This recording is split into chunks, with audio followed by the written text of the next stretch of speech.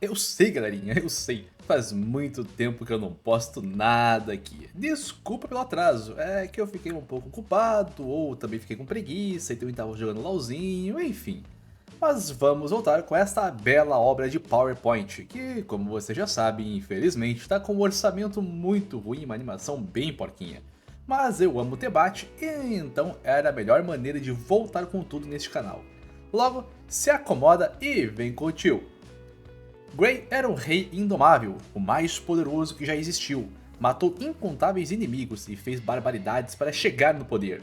Destruía cidades com explosões megalomaníacas e aniquilava tudo que assistia pela frente. Até que em um momento da sua vida foi tomado pelo remorso. A dor de ser solitário e sem ninguém por perto. Ele era apenas uma figura de poder no centro de tudo. Um dia sofreu uma forte dor e mergulhou na escuridão. E essa escuridão pediu para viver novamente, mas desta vez era para buscar a luz. Então acordou novamente, e à sua frente viu a figura de duas pessoas. O homem era chamado de Reynolds, e a mulher se chamava Alice. E agora ele estava sendo chamado de Pequeno Arthur. E parece que os dois à sua frente eram seus pais, e estavam tentando conversar com ele. Mas o grandioso e poderoso rei nem mesmo conseguia entender o que aqueles humanos falavam. Isso porque ele foi reduzido a um recém-nascido. Agora se tocou que morreu em sua vida antiga e acabou de renascer em um novo corpo. E pensar que depois de inúmeras vitórias em sua antiga vida, foi transformado em uma criancinha piquetucha e indefesa que precisava de ajuda até mesmo para arrotar. Seus pais cuidavam muito bem dele, e fazia sentido. Começou a entendê-los com o tempo, entender sua língua, mas suas funções do corpo estavam fora de controle, e volta e meia precisava ser trocado por sua mãe. Este corpinho parecia ser uma prisão, e isso era um absurdo. Mas dias depois testemunhou algo ainda mais estranho. A figura de seu pai destruindo rochas com os punhos, até mesmo se machucando sozinho, e em seguida, sua mãe foi o curar com uma espécie de magia suave. Existiam poderes novos neste mundo, e isso era fascinante. Reynolds era um hábil caçador. Tinha caçado um monstro na região junto de um time de pessoas novas. Arthur ficava animado com as novidades deste mundo, de assistir tudo. Nessa sociedade, as pessoas andavam armadas, isso significava que havia perigo à espreita. Ray mencionou que foi um trabalho tranquilo de se fazer, e esses dias traziam uma sensação estranha para o pequeno Arthur. Não era ruim ficar perto destes humanos. Se recobrou da sua vida passada, onde não tinha liberdade para poder dormir. Sempre haviam assassinos à espreita e precisava os matar. Meses e meses se passaram, e Arthurzinho começou a engatinhar sozinho. E assim, conseguiu se ver pela primeira vez no reflexo do espelho. Essa era sua nova aparência. Um dia, quando Alice foi o colocar para dormir, o pequeno fingiu capotar e então conseguiu escapar da cama na surdina. Engatinhou secretamente até uma sala de estudos que tinha na casa. E lá haviam diversos e diversos livros. E mesmo sendo apenas um bebezinho, ele teve força suficiente para puxar um livro da estante. O que na minha mente isso aqui não faz sentido nenhum. Arthur queria conhecimento, afinal isso era a arma mais poderosa que tinha. Conseguiu achar o que procurava, informações sobre este mundo. Estavam no continente de Catem, onde existiam 3 reinos. Um deles era chamado de Reino Darvi, uma nação subterrânea formada pelos anões. O reino de Elenoir, uma nação de elfos que viviam nas florestas profundas em harmonia com a natureza. E o reino de Sapin, a nação dos humanos e também a mais populosa. E assim como no seu antigo mundo, aqui existiam monarquias no poder. A diferença é que o trono era herdado e não tomado à força. Em relação ao seu antigo mundo, este aqui ainda estava se desenvolvendo. O livro explicava que a tecnologia era bem primitiva, mas neste mundo existia uma fonte de poder chamada de mana, que poderia criar magias, e para controlar a mana era, em grande parte, algo hereditário. Uma a cada 100 pessoas tinha essa capacidade, e existiam 2 formas de aplicar a mana. Primeira, a ampliação, e segunda, a conjuração. Os ampliadores podiam usar a mana para aprimorar seus corpos físicos. Eles se tornavam mais resistentes, ágeis e mais fortes. Enquanto os conjuradores podiam projetar a mana e controlar como desejavam. A chave para controlar a mana era um núcleo interno. O poder da mana despertava no início da puberdade e ia até a adolescência. Dominar o núcleo é o que faz a pessoa um mago, e de certa forma estava familiarizado com isso. Na sua antiga vida tinha algo chamado de Ki.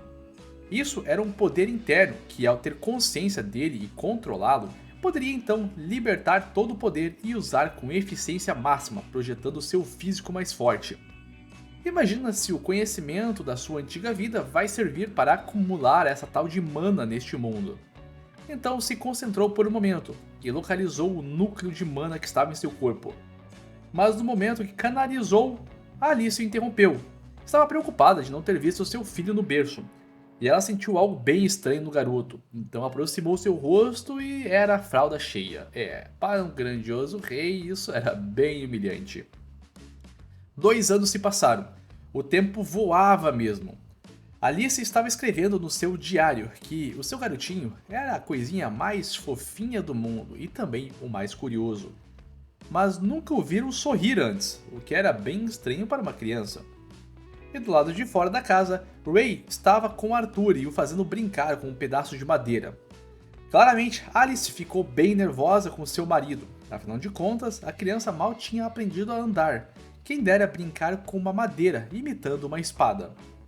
Uma das coisas que Arthur mais ficava animado era em ir para o centro da cidade, porque sempre reunia muitas informações e assistia a coisas incríveis. A qualidade das armas, as substâncias novas que assistia neste mundo. E também podia ver a magia de perto. Isso era fascinante. Enquanto o tempo passava, ainda achava este corpo uma prisão, mas não era desagradável estar perto deste casal. Se perguntou se família era isso. Isso porque, na sua vida passada, viveu inteiramente em orfanatos. Enquanto levava o pequeno para a cama, Alice disse que ele deve ter puxado essa curiosidade toda de seu pai, e isso a deixava muito feliz. Se for assim, um dia, assim como ele, vai querer sair para explorar o mundo e conhecer tudo, e sinceramente não queria isso, queria que ele ficasse sempre por perto dela e em segurança. Semanas depois, viu seu pai utilizando da mana em magia, e ficou empolgado porque poderia aprender de pertinho.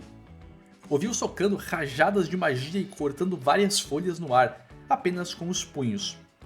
Além dos movimentos velozes e precisos, ele era um amplificador bem forte. Arthur sabia que não podia ficar apenas olhando, então deu uma chorada que queria ler mais livros ali, e fez a sua super carinha modesta e fofa, que Alice não sabia dizer não. Então ela o deixou ler mais alguns livros só por um tempinho, e Arthur conseguiu ficar sozinho no quarto. E ao longo destes últimos anos, conseguiu reunir as partículas de mana que estavam para formar o seu núcleo. Focou novamente tudo em um único ponto. Era uma tarefa bem difícil, mas finalmente estava formando essa sensação. Faltava só um último fragmento, até que finalmente conseguiu reunir toda a mana. E nesse instante, a casa inteira explodiu e mandou tudo voando ao redor. Reynolds se jogou na frente de sua esposa para protegê-la da explosão e das chamas, enquanto suas costas eram completamente queimadas. Alice se desesperou com Arthur, porque ele estava lá dentro. Então ambos correram para ver a cena e procurá-lo. Ao chegarem no quarto, ficaram espantados, porque isso era impossível. Seu filho mal tinha 3 anos de idade e estava levitando com o núcleo recém-formado. Este era o primeiro passo de Arthur. Mas os telhados começaram a cair logo em cima do garoto, e ele tentou correr. Mas seu corpinho pequenininho, delicado e frágil não iria permitir correr tanto. Porém, seus pais conseguiram chegar a tempo e livrar os escombros, o protegendo da morte iminente. E ele tinha se esquecido por um segundo que esses dois fariam de tudo para o deixar seguro. Todos na sala começaram a chorar, com um alívio enorme. Arthur não entendia por que ela estava chorando. Não entendia até porque ele mesmo estava chorando. Não sabia explicar esses sentimentos. É algo que nunca tinha vivenciado em sua antiga vida.